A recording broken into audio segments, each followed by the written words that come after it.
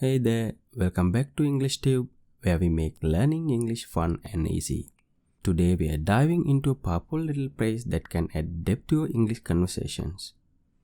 By the end of this video, you will know exactly how to use it and you will have some practical examples to try out yourself. So stick around because you won't want to miss this. So, have you ever wished you could go back in time or change something about the present? Maybe you have thought, if only I had studied harder for that test, or if only it would stop raining. Well, that's exactly what this phrase is for. Let's break it down together.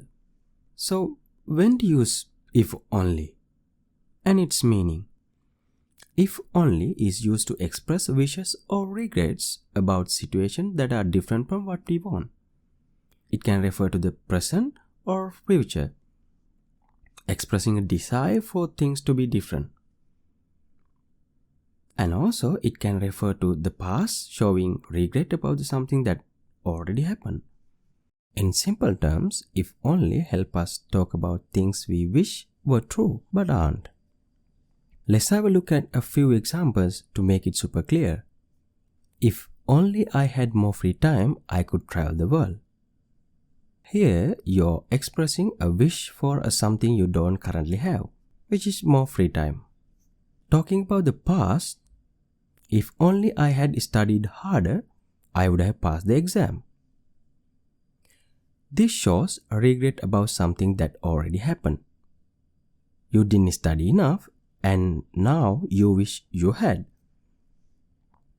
Talking about the situation you want to change, if only it would stop raining, we could go to the park.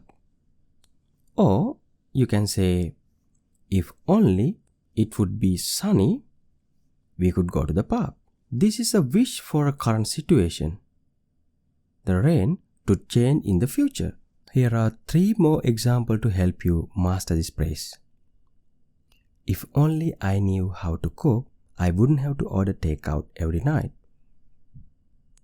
If only we could afford that vacation, it would be amazing.